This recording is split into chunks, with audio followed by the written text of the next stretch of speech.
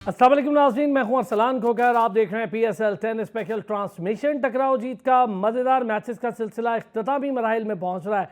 अल्हम्दुलिल्लाह से बड़ी कामयाबी के साथ, बड़े शानदार तरीके के साथ हमारी PSL अपने इख्तितामी मराहिल पर है। दोनों प्ले ऑफ से यानी सेमीफाइनल्स एलिमिनेटर्स हो गए हैं। आज फाइनल वो टीम देखनी है जो दूसरी यानी कोयटा ग्लैडिएटर को ज्वाइन करेगी फाइनल में, और ये मौका मिला है आज इस्लामाबाद यूनाइटेड को एक बार फिर से। लाहौर कलंदर के लिए मुश्किल ये है कि बेचारे एक मैच जीते हैं, अब उन्हें दूसरा जीतना है। अच्छा, टॉप ऑफ द टेबल जाके खड़े होने का सिर्फ ये एक फ़ायदा होता है कि आप जीते तो टिकट कटवाएं और फाइनल में जाएं। अगर आप हारे तो बस ये फ़ायदा हो जाता है कि आपके पास एक चांस होता है, आप दोबारा फाइट करके फाइनल की टिकट कटवा सकते हैं। लेकिन जो दूसरा मैच होता है हमेशा से, उसके लिए एक मसला ही होता है, जो जीत जाता है उसको फिर दोबारा जीतना होता है। अच्छा, ये थोड़ा ज़्यादा नर्व का गेम होगा क्योंकि आज डू एंड डाई है, कोई चांस नहीं है, कोई मौका नहीं है। इस्लामाबाद के लिए भी नहीं है, लाहौर के लिए भी नहीं है। गुज़िश्ता मैच लाहौर ने आउट क्लास कर दिया कराची किंग्स को, और मैं एक्सपेक्ट नहीं कर रहा था कराची किंग्स से कि इस तरह 191 स्कोर करने के बाद कराची किंग्स की अच्छी बॉलिंग बिल्कुल ही बेबस हो जाएगी। और क्या कमाल की अब्दुल्ला शफीक ने बैटिंग की और परेरा ने एक्सीलेंट बैटिंग की, और मेरा ख्याल है पूरा मैच निकाल के ले गए हाथ से। फ़खर जमान बहुत अच्छी बैटिंग की, फ़खर बड़े ज़बरदस्त फॉर्म में, लेकिन फ़खर ने बड़े रॉन्ग टाइमली जो शॉट मारा या उनका हाथ छूट गया उस शॉट पे और बाउंड्री पर उनका कैच हुआ। 47 पे वो खड़े थे, 3 रन की दूरी पर थे, 50 कर सकते थे। लेकिन फ़खर ऐसा प्लेयर है जो अपनी 50 या सेंचुरी का कभी सोचता नहीं है। जब वो अपनी टीम को देखता है, स्कोर और प्रेशर को देखता है, तो फिर वो निकालने की कोशिश करता है। बट एक्सीलेंटली लाहौर कलंदर को पूरा क्रेडिट जाता है, और 200 रन अगर हो जाते तो शायद लाहौर के लिए साइकोलॉजिकली भी प्रेशर होता, और आखिरी ओवर में जो 6 रन रह गए थे वो 12-13 रन होते और थोड़ा सा प्रेशर और हो सकता था। हसन अली फुल क्रेडिट दूंगा, बहुत अच्छी बॉलिंग की हसन अली ने थ्रू आउट द टूर्नामेंट, और मीर हमजा ठीक की बॉलिंग, लेकिन कल थोड़ा सा वो हत्थे चढ़ गए।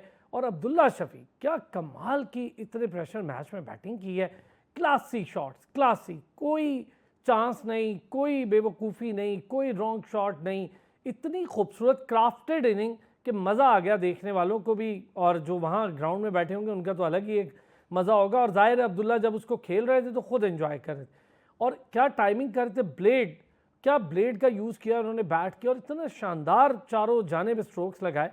बड़ा मुझे मज़ा आया कल अब्दुल्ला शफीक को अरसे बाद एक अच्छे निक में देखा मैंने, और बहुत मज़ा करवाया। हम ज़रा आज पाकिस्तान टीम की सिलेक्शन को लेकर मुसलसल बात कर रहे हैं, थोड़ा सा आज और करेंगे। आज स्पेशली हमें ज्वाइन किया अहमद नजीब सत्ती, बड़े शानदार स्पोर्ट्स एंकर और स्पोर्ट्स जर्नलिस्ट हैं पाकिस्तान में। बहुत शुक्रिया Ahmed, thank you so much. Fahad Liaquat under nineteen खिलाड़ी खुद रहे और बड़े शानदार क्रिकेटर हैं, सियालकोट से उनका ताल्लुक़ है। सियालकोट टीम में जब बड़े बड़े क्रिकेटर्स खेलते थे तो उसकी कप्तानी भी करते थे, ख़ास तौर पे शोएब मलिक, और ये सारे एक ही जगह से खेलते थे। बहुत शुक्रिया फ़हद, आपने भी हमें ज्वाइन किया। डॉक्टर हफीज़ अमान, इंटरनेशनल अंपायर, क्रिकेट एक्सपर्ट, हमारे साथ मौजूद है, हमारा रेगुलर हिस्सा है। बहुत शुक्रिया सर। अहमद, कल का मैच मुझे बड़े अरसे के बाद अब्दुल्ला शफीक यार बड़ी कमांडिंग पोजीशन में नज़र आए, और जो मैं मिसिंग एक एलिमेंट था, शॉट तो हमेशा अच्छे मारते थे, लेकिन मेरिट जो बॉल का है ना उसके मुताबिक खेलना, कल उन्होंने बड़ी मज़ेदार इनिंग खेली। जी, इसमें सबसे पहले तो अब्दुल्ला शफीक की जो इनिंग्स है, ज़ाहिर है कि बहुत सारे लोगों का यही मानना है कि ये शायद सबसे बेहतरीन इनिंग्स है PSL X की, PSL 10 की, और बहुत क्लास की खेलते हैं। अब्दुल्ला का ये स्टाइल है, जब खेलता है तो फिर बहुत क्लास के खेलता है। या तो सीरीज अब आपको फेलियर्स नजर आएंगे, या जब खेलेगा तो फिर ऐसा मैच खेलेगा कि मतलब सबकी तवज्जो हासिल कर लेता है। स्पेशली जहाँ पे भी ट्रू विकेट्स होते हैं ना, बैट पे अच्छा बॉल आ रहा होता है, वहां तो अब्दुल्ला बहुत ही अच्छा खेलता है, क्योंकि अब्दुल्ला पेस को यूज करता है, थ्रू द नाइन भी अच्छा खेलता है, पुल शॉट भी अच्छा खेल लेता है, फिर स्कूप शॉट भी अच्छा खेलता है। और सबसे जो अच्छी बात है ना, जो हमारे ओपनर्स में थोड़ा सा अक्सर कम हो दिखती है, वो कि वो स्पिनर्स पे भी उसकी जो गेम है, चाहे वो डाउन द ग्राउंड जाकर शॉट मारे या फिर वो विकेट पे रह के स्लॉग स्वीप मारे, वो उसकी गेम स्पिनर के खिलाफ भी काफी अच्छी है। सो अच्छा लगा अब्दुल्ला शफीक को एक बहुत अच्छी इनिंग्स खेलते हुए। और पता है, हर काम में कहते हैं अल्लाह की बेहतरी होती है। कुछ फॉरेन प्लेयर्स नहीं आए ना, तो हमारे लोकल प्लेयर्स को थोड़ा कुशन मिल गया और ऊपर आने का, उसी अपॉर्चुनिटी को बहुत अच्छे तरीके से ग्रैब किया अब्दुल्ला शफीक ने।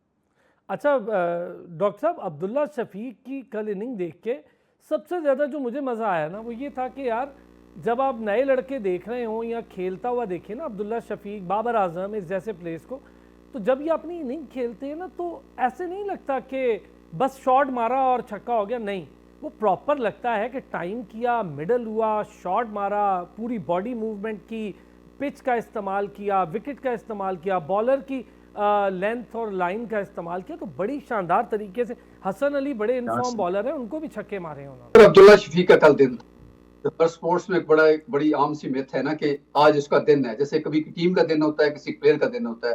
तो नो डाउट कि कल अब्दुल्ला शफीक उस फॉर्म में थे जो कम कम देखने को मिलती है किसी प्लेयर के लिए। वो शानदार लाइफ टाइम फॉर्म जैसे होती है ना, कि जैसे वो जो भी कर रहा हो, यानी कि बाल जहां भी पड़े बैट उसकी लाइन में आ जाए, ये बैट्समैन का दिन की बात होती है। और नो डाउट के he did a marvellous job. और इससे हटके जो मतलब उन्होंने खुद इनिंग खेली, अपनी इनिंग के साथ साथ उन्होंने लाहौर के लिए भी वो प्लेटफॉर्म भी सेट कर दिया। और लाहौर इससे अच्छा मेरा ख्याल है पूरे टूर्नामेंट में और कोई इतना अच्छा मैच नहीं खेली। ऑफ कोर्स उन्होंने बहुत सारे अच्छे मैच जीते भी सही, कुछ हारे भी सही, लेकिन ये मैच जिस कमांड के साथ खेला लाहौर ने, इससे पहले मुझे कोई याद नहीं पड़ रहा। 190 इतना बुरा स्कोर नहीं था, ठीक है कराची के लिहाज से थोड़ा कम स्कोर था, होना चाहिए था 200 प्लस हो सकता था जो उन्होंने अपनी बैटिंग में मिस किया। लेकिन बहरहाल 190 फिर भी कराची जैसी बॉलिंग जो मुसलसल अच्छा परफॉर्म करती हुई आ रही थी, इतना बुरा स्कोर नहीं था। लाहौर ने वो चेज किया और बड़ी कमांड के साथ चेज किया। उसमें अब्दुल्ला शफीक को क्रेडिट जाता है, कुशाल खड़ा को ऑफ कोर्स क्रेडिट जाता है। लेकिन अगर सारी खुलासा किया जाए तो वो मेरा ख्याल है कि अगर अब्दुल्ला शफीक की इनिंग को साइड पे रखें तो फिर लाहौर मैच जीती हुई नजर नहीं आती। तो वो definitely all credit goes to him. वो एक ऐसी इनिंग्स थी जो सदियों याद रखी जाएगी। और पीएसएल की तो one of the best knock मैं कह सकता हूँ अभी तक की जितनी मुझे याद पड़ रही है। मतलब इतनी खूबसूरत, मुझे कल बड़ा मजा आया डॉक्टर साहब इनिंग देखकर। दिल कर रहा था कि अब्दुल्ला खेलता जाए और हम देखते जाएं, लाइक अ पियानिस्ट, कि वो पियानो बजाता जाए और हम सुनते जाएं। एक बड़ी खूबसूरत इनिंग थी।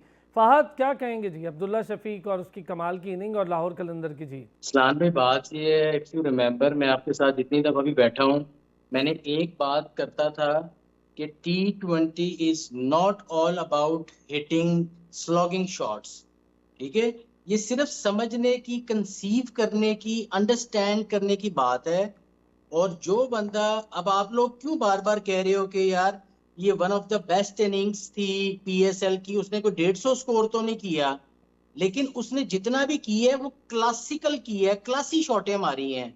तो मेरा हर वक्त लोगों से यही होता है कि आप अपने आप को टाइम करके हिट मारना सीखो। जरूरी नहीं है कि आप जोर लगा, मैंने ये कई लड़कों को देखा है वो इतनी जोर लगा के हिट मारने की कोशिश करते हैं जिस तरह 12 रन मिल जाएंगे या 8 रन मिल जाएंगे, उसी में वो आउट हो जाते हैं। हम लोगों ने भी सारी जिंदगी क्रिकेट खेली है सर। मैं इसमें सईद अनवर की मिसाल देना चाहूंगा, क्योंकि मेरी किताबों में सईद अनवर से अच्छा wristy player for modern areas मैंने तो नहीं देखा। आपने कहीं सईद अनवर को देखा है कि वो जोर लगा लगा के कोशिश करना?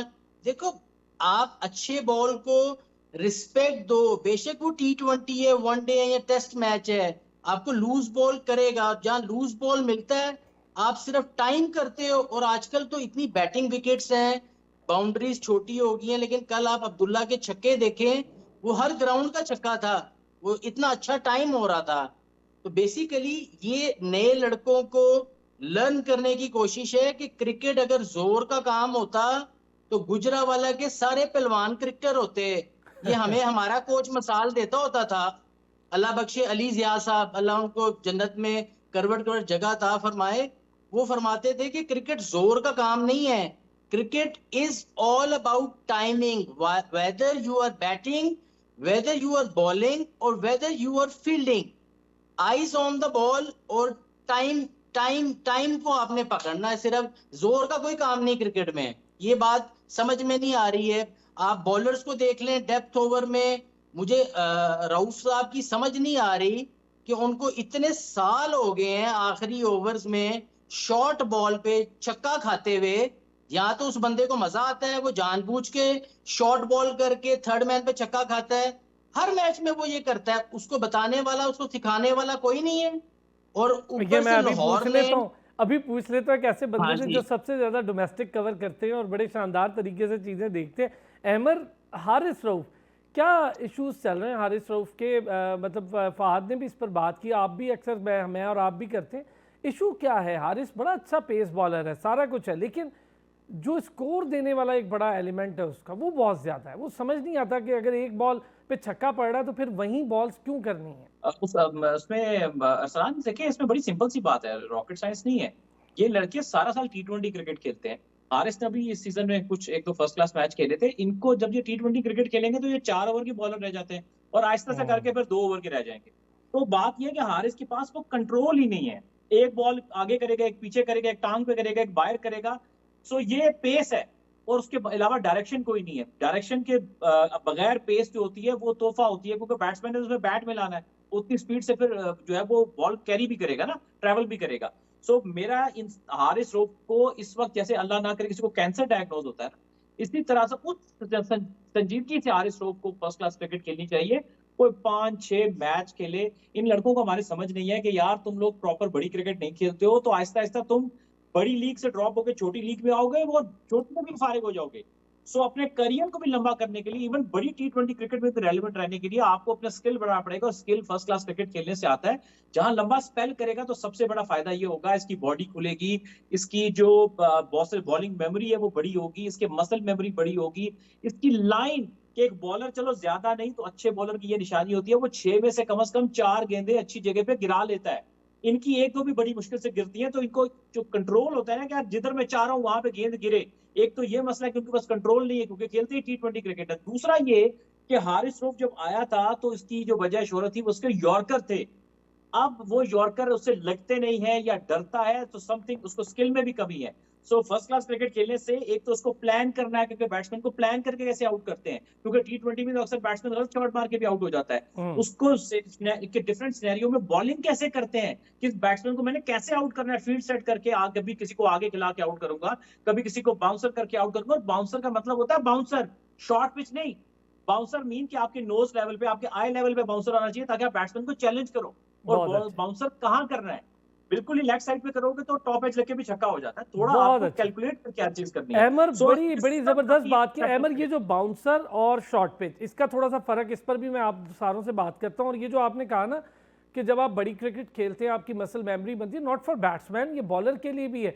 आपको पता होता है ये बैट्समैन इस एरिया में बड़ा स्ट्रांग है तो इसको कहाँ करनी है, ये बैट्समैन इस एरिया में वीकर है तो इसको मुसलसल वहाँ करनी है। कोई नया प्लेयर आता था, हम देखते थे शोएब अख्तर, वसीम वकार, ये वो बड़े, या इवन मेगरा और शॉन पॉलक वगैरह, ये डायरेक्टली उसको यॉर्क करते थे, क्योंकि इन्हें पता होता था वो सेटल डाउन नहीं है, आया अभी खड़ा हुआ है, कोशिश करते थे आउट करने की। आजकल ये यॉर्क भी बड़े गुम हो गए, पर हसन अली बहुत अच्छी बॉलिंग कर रहा है। मैं वसीम जूनियर की बॉल देखी, उसने यॉर्क बड़े खूबसूरत मारे हैं, बहुत अच्छे से। कोयटा ग्लैडिएटर की पूरी टीम में बॉलिंग बड़ी कमाल है, जबकि मैं लाहौर की बॉलिंग बेहतर समझता था। एक ब्रेक लूँगा जी, ब्रेक से वापस आएंगे। ज़रा हमारे बॉलिंग अटैक जो एक हमारी पास्ट ग्लोरी थी, अब पास्ट ही रह गई है, तो हम उसको कैसे दोबारा हासिल कर सकते हैं, वापस आते हैं ब्रेक से, इस पर बात करें। वेलकम बैक जी। डॉक्टर साहब, बड़ी ज़बरदस्त अहमद ने बात की है कि आप यॉर्क करना भूल गए। दूसरा, मसल मेमोरी, वर्कआउट एक डिफरेंट चीज़ है, आप अपनी बॉडी को उसी गेम में ढाल लेते हैं। अब 4 ओवर के बॉलर है कि दूसरा शॉर्ट पिच और बाउंसर, इसका फर्क करना होगा। देखिए, हारिस के हवाले से बात हो रही है, इवन शाहीन को भी अगर उसमें डाल लें, हारिस चूंकि ज्यादा ब्रेनलेस बॉल करते हैं शाहीन की निस्बत, तो अगर उनको पहले कंसिडर कर लें तो उनका बैकग्राउंड हमें देखना पड़ेगा। गो कि अब उनको, वो बहुत पुरानी बात होगी, बट स्टिल मसल मेमोरी उनकी उसके हिसाब से डेवलप जरूर हुई है, यानी कि वो टेप से आए थे तो वहीं से उनकी मसल मेमोरी सारी जिंदगी खेल खेल के आई हुई है। तो यहाँ आके उन्होंने शुरू में तो कुछ क्लिक किया, लेकिन अब आप देखें तवील अरसे से वो बिल्कुल ब्रेनलेस किस्म की बॉलिंग करते हैं।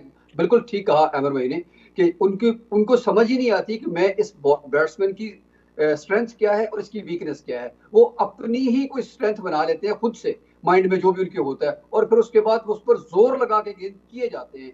जितनी एनर्जी वो विकेट लेने के बाद जाया कर देते हैं उसको सेलिब्रेट करने में, उससे बेहतर है कि उसको कंज्यूम करें और अगले बॉल के लिए या अगले ओवर तक संभाल के रखें। जहां तक रही बात मसल मेमोरी की, तो वो ऑफ कोर्स अरसलान भाई आती है आपको लंबी क्रिकेट खेलने से।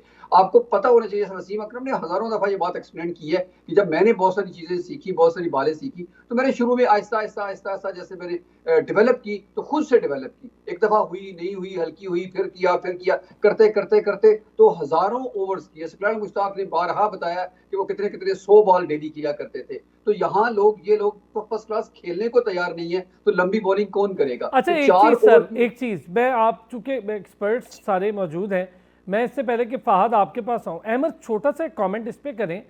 वसीम अकरम ने कमेंट्री में 3 एक बॉलर्स का बड़ा जिक्र किया, एक नसीम शाह का, एक उन्होंने सलमान इरशाद का और एक हारिस रऊफ का। उन्होंने तीनों में एक चीज़ बड़ी इंपॉर्टेंट, और वसीम अकरम है वो बड़ी शानदार बात उन्होंने कहा, जब ये भाग रहे हैं ना तो एक का मुझे लग रहा है कि कदम छोटे उठ रहे हैं और अड़ रहा है वो कदमों में, दूसरे का उन्होंने कहा ऐसे लग रहा है बहुत भारी हो चुका है इसका लोअर बॉडी और इसके कदम बहुत आहिस्ता उठ रहे हैं सलमान इरशाद के लिए का। और नसीम शाह का उन्होंने कहा कि मुझे लग रहा है कि ये बिल्कुल ही बॉडी जैसे फटीग ले लेती है ऐसी हो गई है, क्योंकि वो एक ही लेंथ में बॉल कर रहे हैं और उन्हें पता भी है कि बैट्समैन कौन सामने खड़ा है, फिर भी उसको उसके फेवरेट एरिया में बॉल करना है। जी बहुत अच्छा। देखिए Wasim Akram one of the greatest in the history of the cricket, और वो बहुत बड़ा नाम है। जब वो कोई चीज नोटिफाई करते हैं तो डेफिनेटली उन्होंने एक बड़ी जबरदस्त पॉइंट इसको नोट किया है। आप सलमान इरशाद को देखिए ना, वैसे भी अगर आप उसको एज एथलीट देखेंगे तो वो थोड़े से आपको एक होता है ना फील्डर का, नेचुरल फील्डर नहीं होता, नेचुरल एथलीट नहीं होता, तो आपको फील आती है। ऐसे प्लेयर को डबल मेहनत करना होती है अपने आप को फिट रखने के लिए, जाइल रखने के लिए, और उनका वेट भी थोड़ा ज्यादा है। मतलब मैं वही बात कहूंगा कि वो लीन नहीं लगती, आपको लगता है स्लो है, लथार्जिक आपको एक फील आती है उनको भागता देख के भी फील्डिंग के अंदर। इसी तरह से नसीम शाह का बड़ा इंटरेस्टिंग केस आप देखें कि नसीम शाह लगता है थोड़ा सा हैवी आपको फील होता है। और नसीम शाह की जब से शोल्डर इंजरी हुई है ना, आप एक चीज नोट कीजिएगा कि पहले जो वो बॉल करते थे ना, जब वो अपने एक्शन में अपनी लोड करते थे तो उनका हाथ, कमर, जो उसकी गर्दन उससे काफी पीछे स्ट्रेच होता था। लेकिन इंजरी के बाद से वो अपना जो लोड है उन्होंने बहुत छोटा कर दिया। आई डोंट नो उनको कोई प्रॉब्लम है क्या है, लेकिन समहाउ नसीम शाह बिल्कुल ऑर्डिनरी बॉलर लग रहे हैं, बड़े मीडियोकर किस्म की उनकी बॉलिंग दिख रही है, सिवाय एक दो एक्सेप्शनल बॉल करके फिर वो बड़े महंगे रहते हैं। और जो हारिस रऊफ और बाकियों का भी यही प्रॉब्लम है। तो मेरा ख्याल है कि देखिए, हम जो फर्स्ट क्लास क्रिकेट, छोटा सा कमेंट करके आप फिर आगे मूव कीजिएगा, हम क्यों कहते हैं, देखिए जब आप फर्स्ट क्लास खेलते हो, दिन के 90 ओवर होते हैं, इतने सिनेरियोज, कभी धूप है, कभी छांव है, कभी बॉल स्विंग हो रहा है, कभी बिल्कुल फ्लैट हो गया, कभी बॉल नीचे रह रहा होगा, कभी कोई बैट्समैन अच्छा खेल रहा है, कभी डिफेंसिव खेल रहा है। आप अपने सीनियर्स के साथ खुद भी इतना कुछ सीख जाते हो कि आप अपने उस्ताद खुद बन जाते हो। हर रोज आपकी बहुत ज्यादा लर्निंग हो रही होती है। सो मैं इन्हीं चीजों में एडअप करके कि इट्स वेरी इंपॉर्टेंट, अल्लाह करे कि हमारे ये नौजवान हमारे मुल्क का एसेट है, सुपरस्टार है, ये अंडरस्टैंड करें तो हमारे साथ साथ इनके लिए भी बेहतर है। इम्प्रोवाइजेशन। फहद क्या कहेंगे? वसीम अकरम जाहिर है उनसे बड़ा कौन होगा जो बताएगा, और मैंने खुद भी उनके कहने के बाद ये चीज़ें नोटिस की और मुझे अंदाज़ा हुआ कि मैं खुद देख के बड़ा हैरान हो रहा था कि हाँ ये तो हो रहा है। देखिए जी, अगर आप मुझे थोड़ा सा टाइम दे, मैं एक्सप्लेन, आपने वसीम अकरम की बात की है। अब हर प्लेयर को, हर बॉलर के पास ना विजडम नहीं होता है। ग्रेट बॉलर जो बनते हैं ना, उनके अंदर विजडम होता है। मैं थोड़ा सा आम लोगों को समझाऊं विजडम क्या होता है। विजडम एक ऐसी चीज होती है जो कोई कोच, कोई मैनेजमेंट आपके अंदर नहीं डाल सकती। वो आपकी पर्सनल सलाहियत होती है और कल को वो आप लोगों में ट्रांसफर कर सकते हो। अब मैं आपको बताता हूं, शेन वॉर्न, मैगरा, वसीम अकरम, वकार यूनुस, ये ग्रेट बॉलर्स क्यों हुए? इनके अंदर विजडम था। विजडम, ये मैंने वसीम भाई के साथ ना बड़ा टाइम गुजारा हुआ है। हम लोग अगर आज क्रिकेट को जानते हैं ना रसलान भाई, वो इस वजह से जानते हैं कि हम लोगों का इन ग्रेट लेजेंड्स के साथ टाइम गुजरा है और इन लोगों ने अपनी बहुत सारी चीजें हमारे में ट्रांसफर की हुई है। अब विजडम क्या होता है? वसीम भाई का मुझे याद है, वसीम भाई 1 या 2 या 3 बॉल्स किसी बैट्समैन को करते थे ना, तो वो उसकी टेक्निक को रीड कर जाते थे फौरी तौर पे। इवन गिलक्रिस्ट के बारे में एक दफा वसीम भाई से बात हो रही थी, तो उन्होंने कहा कि मैंने इसको एक ओवर किया तो मैंने इसको पकड़ लिया। ठीक है, उसमें ये नहीं होता कि आप हर दफा ही उसको उस जगह पे आउट कर लोगे, लेकिन आजकल के बॉलर्स के अंदर ना विजडम नहीं है, क्योंकि उनका ध्यान ही नहीं है उस तरफ कि वो बैट्समैन की टेक्निक को कैच कर सके कि यार इसके गुड पॉइंट्स क्या हैं और इसके बैड पॉइंट्स क्या हैं। ये वहां तब के बॉलर्स में इतनी सेंस होती थी। हालांकि तब कोई एनालिस्ट नहीं थे होते, इतने ज्यादा कैमरास नहीं थे होते, लेकिन विजडम था।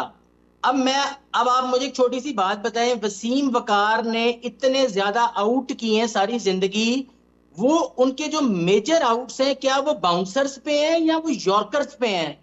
उसका जवाब है वो यॉर्कर्स पे हैं। और यॉर्कर्स जो होते हैं ना, वो हमेशा जान से होते हैं। उसके लिए आपका शोल्डर और आपकी बैक बड़ी स्ट्रांग होनी चाहिए, तभी आप अच्छा तेज यॉर्कर कर लेते हो। अच्छा नहीं, बैक तो बड़ी स्ट्रांग है, बैक तो बड़ी स्ट्रांग है, तभी तो खेल रहे हैं टीम में। नहीं सर, बैक नहीं ना स्ट्रांग। टीम में खेलना तो कोई मसला नहीं होता। आपको क्या पता कितने लड़के आपके पेन किलर्स लगा के खेल रहे होते हैं, वो आप लोगों को नहीं नजर आ रहा होता। ये आगे जो आप नसीम शाह की बात कर रहे हैं, वो वाकई फटीक में खेल रहा है, इसलिए कि हमारे पास कल्चर ही नहीं है, हमारे प्लेयर्स इनसिक्योर हैं, सिक्योरिटी नहीं है। उनको ये लगता है कि यार अगर हम एक सीरीज में रेस्ट करेंगे या हम कुछ मैचेस में रेस्ट करेंगे तो पता नहीं हमारी जगह कोई और आ जाएगा, हमें पता नहीं ये आगे डर से यार, क्रिकेट देखिए मिले। फहद मैं एक और बात आप बाबर बताऊं, ये बड़ी अजीब बात है। उमर गुल जब रिटायर हुए तो मैंने उनका इंटरव्यू किया। अहमद तो रिटायरमेंट के फौरी उसी दिन, जिस दिन उन्होंने रिटायरमेंट ली थी, तो मैंने उनका उसी दिन इंटरव्यू। उन्होंने मुझे बड़ी मज़े की बात, उन्होंने कहा अरसलान, ये जब मैं इंजर्ड हुआ ना तो मैं बाहर जा रहा था। आप यकीन करें, वो इतना लेजेंड बॉलर बता रहा है डॉक्टर साहब और अहमद के, मैं बाहर जा रहा था, मुझे भी ये पता नहीं था कि मैं वापस आऊँगा या नहीं, क्योंकि हमारे यहाँ सिस्टम जी अलाउ नहीं करता आपको रेस्ट करने बेसिकली का। देखिए ना, सिस्टम सिस्टम आपको अलाउ नहीं इसलिए करता कि आप अपनी आप इंजरी भी इंजॉय करें। ये बड़ा अजीब एक फैक्टर है। डॉक्टर साहब, इस पे ये जो अभी फहद कह रहे हैं ना, इस पे भी थोड़ा सा कमेंट, ये भी बड़ी इंपॉर्टेंट बात है। देखिए, इनसिक्योरिटीज के इशू उन्होंने उठाया ना, वो तो हमारे यहाँ हर जगह पर मौजूद है। हम पिछले इस PSL में हम कितने ही लोगों का नाम इतनी दफा ले चुके कि हम खुद थक चुके हैं कि उनका कुछ नहीं हो रहा। द रीजन इज कि वो इसीलिए डेवलप नहीं हुए, वो इसीलिए इस PSL में नहीं खेल रहे, वो इसीलिए आज पाकिस्तान की टीम, हम उस पर आगे फर्दर बात भी करेंगे, जो पाकिस्तान की सिलेक्शन हुई है उसमें वो जगह नहीं बना पाए कि वो किसी और लोगों की इनसिक्योरिटीज का शिकार हुए। बाबर बहुत बड़े प्लेयर हैं, लेकिन रिजवान बहुत बड़े प्लेयर हैं अपनी अपनी जगह पर। इंडिविजुअल लेवल पर उनका बहुत अच्छा किरदार होगा टीम को जितवाने में भी, क्रिकेट खेलने में भी, लेकिन उन्होंने अपने साथ वो लोग डेवलप नहीं होने दिए किसी न किसी शक्ल में। इवन शादाब की भी देखें तो कोई स्पिनर डेवलप नहीं हुआ, रिजवान के साथ कोई कीपर डेवलप नहीं हुआ, बाबर के साथ कोई बड़ा बैट्समैन डेवलप नहीं हुआ। कि इन्होंने दरमियान के गैप में कुछ ऐसे प्लेयर्स रखे जो इनकी इनसिक्योरिटीज को बहाल रखते रहे।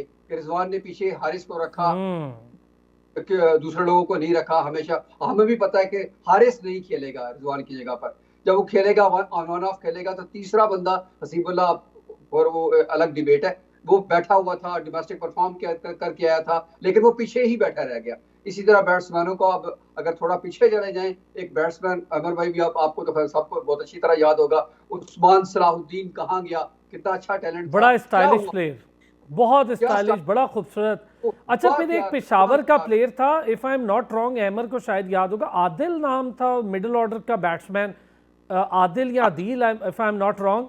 वो अहमर जरा बताएं। अहमर प्लीज नाम करेक्ट कर दीजिएगा।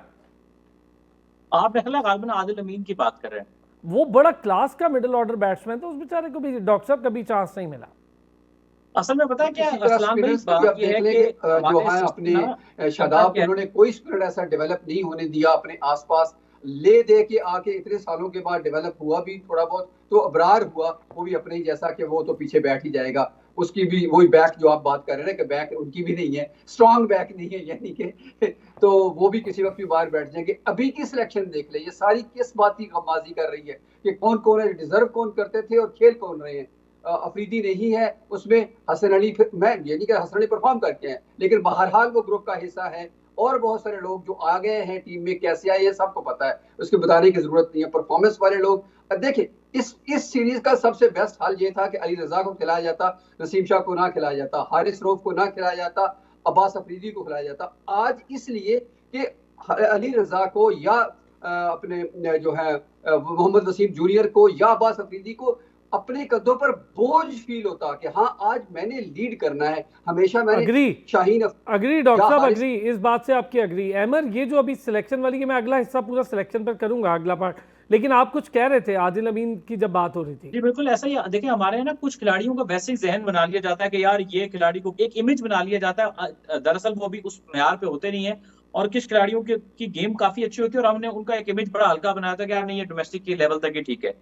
अब जैसे मिसाल लीजिए कि अभी हारिस रऊफ की बात हो रही थी कि वो 2 साल से बहुत ज्यादा महंगे साबित हो रहे हैं, चाहे वो लीग क्रिकेट है, चाहे वो पाकिस्तान के इंटरनेशनल फिक्चर्स हैं, बहुत सिवाय एक ऑस्ट्रेलिया टूर के। अच्छा, इसी तरह से नसीम शाह भी पता नहीं क्यों सिलेक्ट हुआ, उसकी परफॉर्मेंस तो किसी हिसाब से ठीक नहीं है।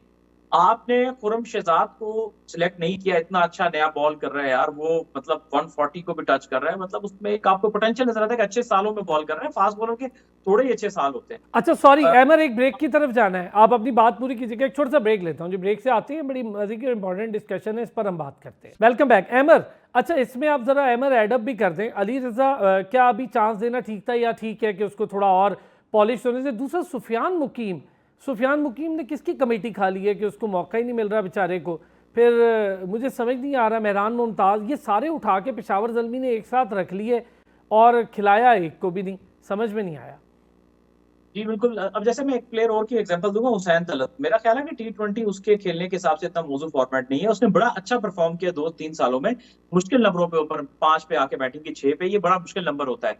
तो 50 ओवर की क्रिकेट और टेस्ट क्रिकेट, क्योंकि ये उसके लिए ज्यादा मौजूद प्लेयर है, क्योंकि हुसैन तलत ऐसा है कि प्रॉपर बैट्समैन है, और साथ में आपको थोड़े ओवर, यानी कि आपको 3-4 ओवर दरमियान के मिडिल फेज में बॉल करवानी है, तो उसको आपको, या 5 ओवर, जितने ज्यादा अच्छा कर रहा है तो जरूरत है तो स्ट्रेच भी करवा लें। इवन टेस्ट क्रिकेट में भी वन ऑफ द प्रोबेबल, जब जरूरत हो बुला लें, तो ये उस फॉर्मेट का ज्यादा अच्छा प्लेयर है। और फिर ये कि मैं थोड़ा सा आगे अगर बात करूं, तो जो आप सुफियान मुकीम की बात कर रहे हैं, सुफियान मुकीम ने इतना ब्रिलियंट परफॉर्म किया है। वो एक बड़ा यूनिक किस्म का बॉलर इसलिए है कि वो क्विकर थ्रू द एयर है। Left arm leg spinner normally थोड़ा सा इतना तेज गेंद कम करते हैं, और उसकी एक्यूरेसी ज्यादा है, हाइट भी ज्यादा अच्छी है, तो बाउंस भी मिलता है। और उसने इतनी अच्छी बॉलिंग की, तो न्यूजीलैंड में भी हम गए तो पहले T20 सीरीज में सिलेक्ट नहीं किया, उसके बाद वनडे सीरीज में भी पहले मैचेस में नहीं खिलाया, तो जब शो डला आखिरी मैच में खिलाया, तो न्यूजीलैंड के कमेंटेटर भी हैरान हो गए, भाई ये बाहर कैसे बैठा था। और पेशावर ज़ल्मी को देखो यार, ना मेहरान मुमताज को खिला रहा है, सुफियान मुकीम को भी कुछ मैच खिला के बाहर बिठाया हुआ था।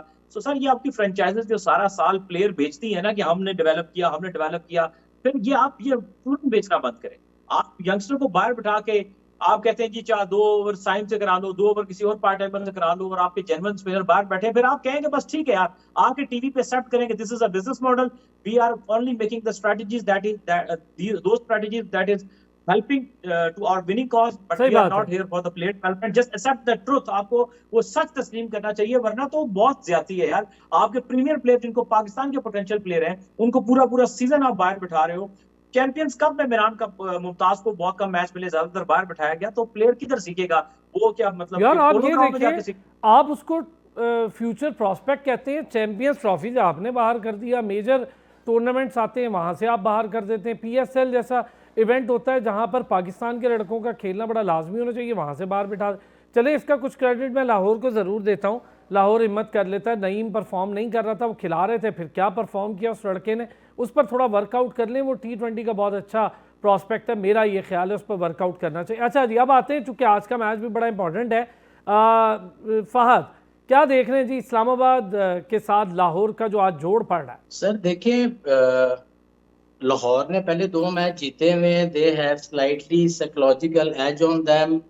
दूसरा ये है कि अब देखना यही पड़ेगा ना कि कल रात को लाहौर ने मैच खेला हुआ है तो फिटनेस लेवल क्या है, क्योंकि कल लाहौर जिस तरह फील्डिंग कर रही थी, तो मैं आपको बता नहीं सकता कि मुझे रोना आ रहा था। मैंने अपने मोहल्ले की भी कभी टीम में इस तरह की फील्डिंग नहीं देखी है, क्योंकि हमारे मोहल्ले में या क्लब क्रिकेट में अगर कोई लड़का इस तरह से 2 कैच छोड़ देता था ना, तो लिटरली हम उसको ग्राउंड से ही निकाल देते थे। तो ये बेसिकली आपकी लीग का लेवल है। जो कल आपने देखा होगा कि जब कराची बॉलिंग कर रही थी, देखिए कैचेस विन मैचेस, और कैचेस सिर्फ वो नहीं होते जो हाथ में कैच आएगा वही पकड़ना है। अब इंटरनेशनल स्टैंडर्ड है, अब फील्डिंग का लेवल बहुत फर्क है। कल वो जमाल लड़के ने वो बाउंड्री पे वो कैच कर सकता था, अब्दुल्ला शफीक का कैच और छोड़ा, वो लेकिन हसन अली ने कमाल की बॉल की, तो अगली विंस ने शायद फिर कर लिया अगली बॉल पर ही। सही कह रहे हैं, लेकिन आमिर जमाल ने नहीं, यार एक अगली कैच बॉल बड़ा पे अच्छा नहीं हुआ, किया बाउंड्री से। और हाँ जी देखिए, जो जो जब जब टीम थोड़ी सी मार पड़ रही होती है ना, मैं आपको बीइंग अ बॉलर साइकोलॉजिकली बताता हूँ, तो बॉलर थोड़ा सा डाउन हुए होते हैं, और बॉलर को उस वक्त अब सिर्फ 2 चीजें कर सकती हैं, वो एक अच्छा कैच या अच्छा रन आउट। हमारे अंदर रिवाज ही नहीं। आप मुझे एक बात बताएं, पूरा PSL गुजर गया है, या 10 PSL निकाल लें आप, आपने कितने को डायरेक्ट थ्रो से अच्छे रन आउट देखे हैं? हमारे लोकल प्लेयर्स के, हमारे लोकल प्लेयर्स का थ्रो ही नहीं लगता। और मुझे ये पता है कि जब नेट्स हो रहे होते हैं, जब फील्डिंग हो रही होती है, ठा थ्रो मार रहे होते हैं ये लोग। ये नहीं कि इनको प्रैक्टिस नहीं कराई जाती। देखिए, हम सारा कुछ जो कसूर है ना, वो ना कोचिस पे नहीं छोड़ सकते हैं। कोचिस के पास कोई इंजेक्शन नहीं होता है जो अंदर भर देना है। फील्डिंग जो है ना, वो एक पर्सनल ट्रेनिंग होती है, पर्सनल ठीक प्रैक्टिस बात है, होती ये है। बात सही है कि हमारे यहाँ रन आउट का रिवाज बड़ा कम है। डॉक्टर साहब, इतने कैंचे खेलते हैं हम बचपन में यार, इतने अच्छे हमारे निशाने होते हैं, फिर हम रन आउट मिस कर देते हैं। डॉक्टर साहब, लाहौर वर्सेस इस्लामाबाद क्या देख रहे हैं? मेरे जहन में वैसे यही मिसाल आई थी जो आपने दी है कि हमारे निशाने तो पक्के चाहिए। जी सर, इसमें नो डाउट के एडवांटेज है लाहौर को बहुत बड़ा कि वो मैच जीत के आ रहे हैं और इस्लामाबाद हार के आ रही है, तो वो स्ट्रीक का फर्क तो पड़ता है साइकोलॉजिकली, खास तौर पर जिस तरह से फील्डिंग को अगर थोड़ी देर के लिए अपार्ट कर दें, जो लाहौर ने मैच जीता, तो उसमें उनको एक बहुत एडवांटेज सा हासिल हो गया है, थोड़ा बॉलिंग में भी बैटिंग में भी, और खासकर बैटिंग जिस तरह उनकी क्लिक की, हालांकि कल हमने इस पर बात की थी कि उनके ऊपर के अगर बैट्समैन वहां पे फखर जमान और नईम स्कोर नहीं करते तो नीचे स्कोर नहीं हो रहा था। अब्दुल्ला भी उस तरह से टच पे नहीं थे, लेकिन वो भी टच में आ गए, तो उसका फायदा ये होता है कि जो आपका निचले लिंक होते हैं ना, वो भी साथ साथ परफॉर्म करना शुरू कर देते हैं, उनको भी थोड़ी होश आती है कि हाँ नहीं हम भी कर सकते हैं, तो वहां पर उनको एडवांटेज है, बिल्कुल है।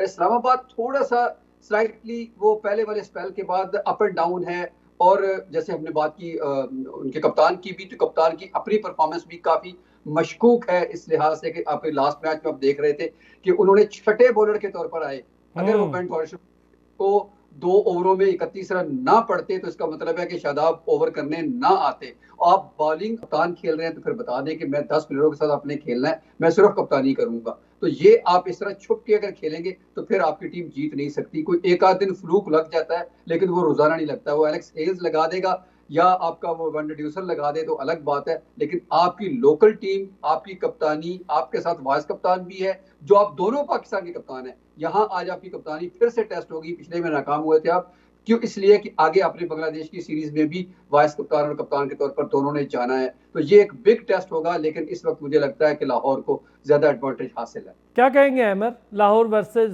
इस्लामाबाद?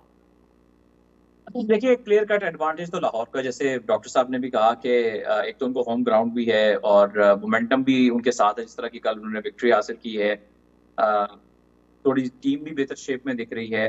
इस्लामाबाद को ये हुआ कि एलेक्स हिल जो कि उनका बहुत बड़ा एक्सपेक्टर थे वो चले गए, तो एक तो उनकी कमी उनको महसूस होगी। मुनरो उनके पहले से अभी जो वापसी आई वो आए नहीं है, आंद्रे गौस नहीं है, तो उनको लोकल खिलाड़ी जो है वो गाजी गौरी जो है उन पर रिलाई करना पड़ रहा है विकेट कीपिंग में। और फिर इस्लामाबाद जो सबसे बड़ी गलती करता है ना, ये आज की बात नहीं है, आप ओवर द सीजन देखें कि भारत इकट्ठे कर लेते हैं प्लेइंग 11 में just to strengthen their batting और prolong their batting, so they eventually compromise on their bowling, and this is the one of the reason that they at times they perform very poorly। अक्सर आप देखेंगे flashy start होता है, धड़म करके उनकी विकेटें गिर जाती हैं और वो मैच से आउट हो जाते हैं। तो मेरा ख्याल है कि इस्लामाबाद को तो एक तो अल्ट्रा एग्रेसिव अप्रोच है ना, वो कभी कभी तो बहुत काम करती है, कभी कभी उनके गले भी पड़ जाती है। तो अगर आपके ओपनर अच्छा खेल रहे हैं, बीच में विकेटें अगर 1-2 विकेट्स गिर जाते हैं, तो थोड़ा एक प्लेयर ऐसा हो जो कि इनिंग्स को जरा कैरी कर ले, बाकी ट्राई करते रहें। इनको मेथड ऐसा डेवलप करें कि जब धड़म करके ना गिर जाए अचानक से ऊपर तले।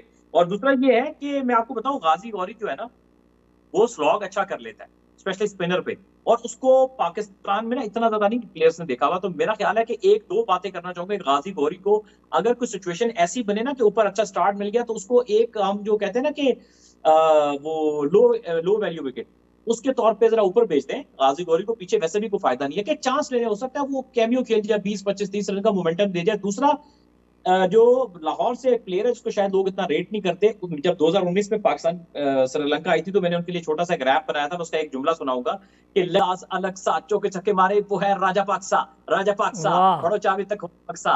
तो मैं ये कहूंगा कि राजा पाक्सा बहुत अच्छा प्लेयर है, वो फास्ट बॉलर के साथ स्पिनर पे भी बहुत अच्छा चार्ज करता है, और अगर वो अपने टच में आया तो वो आप देखेंगे आपसे वो गेम वैसे ही लेके जाएगा जैसे एशिया कप 2022 में वो आपसे गेम लेकर गया था। Is a very good player, उस पर लोगों की भी इतनी नजर नहीं है। और कल भी यही हुआ है अहमद, कल भी यही हुआ है, आपकी बात बिल्कुल सही है। लास्ट में जो अब्बास आफरीदी पे डेविड वॉर्नर गुस्सा हो रहा था, वो छक्का भी बड़ा जबरदस्त मारा है उन्होंने। जी बिल्कुल ऐसा ही है। आई थिंक से कि एडवांटेज तो लाहौर को है, लेकिन it's a T20 game, you never know, couple of good innings can change the course of the game. तो एनीबॉडीज गेम हो सकती है, लेकिन मुझे लगता है, ऐसा महसूस होता है कि आज एक अच्छा मैच होगा। अच्छा फहद, जो बड़ा अच्छा डिटेल, बड़ी जबरदस्त एनालिसिस किया है अमर ने, इन दो टीमों में एक दोनों का कोई एक इम्पैक्टफुल प्लेयर बताएं। लाहौर के तो जी 2 इम्पैक्टफुल, क्या आपको पता है कि लाहौर की टीम एक्चुअली बहुत बैलेंस्ड हो गई है परेरा के आने से और शकीब उल हसन के आने से। अभी तो शकीब को इतना मौका नहीं मिला है, लेकिन वो दोनों मैच विनर्स हैं, ग्रेट प्लेयर्स हैं। और रात को परेरा जो है, देखिए जो बड़े प्लेयर्स होते हैं ना, वो एकदम आते ही मोमेंटम पकड़ लेते हैं, इसी को प्रोफेशनलिज्म कहते हैं। हमारे प्लेयरों को बड़ा बड़ा टाइम लग जाता है मोमेंटम पकड़ने के लिए। सर परेरा वक्त की आए कमी है। फहद मुझे नाम बताएं प्लेयर्स के, दोनों की तरफ से कोई अच्छा इंपैक्टफुल प्लेयर, इस्लामाबाद का कोई एक बताएं। इस्लामाबाद का प्लेयर जो है जी अब मेरी नजर हेल में चला गया साहबजादा वो। फरहान है, मेरी नजर में साहबजादा फरहान है। Dussen is very dangerous player. My hmm, name is from Islamabad, is वो साउथ अफ्रीकन जो प्लेयर है ड्यूसन। ठीक हो गया डॉक्टर साहब, दोनों का एक एक impactful player. Alex Hales Islamabad से। वो चले गए, और चले गए, वो नहीं खेल रहे, वो 2 मैचेस के लिए शायद आए थे। अच्छा, तो फिर वेनेड्यूसन, यस वेनेड्यूसन साहब, ज्यादा फरहान मेरे ख्याल अपनी इनिंग खेल चुके, उनसे मुझे इस ओके वक्त बॉस, बहुत शुक्रिया डॉक्टर हफीज अमान साहब, फहद लियाकत साहब, अहमद नजीब सती साहब, थैंक यू सो मच। आप लोगों ने ज्वाइन किया। मंडे के रोज फिर होती है आपसे मुलाकात, अपना ख्याल रखिएगा।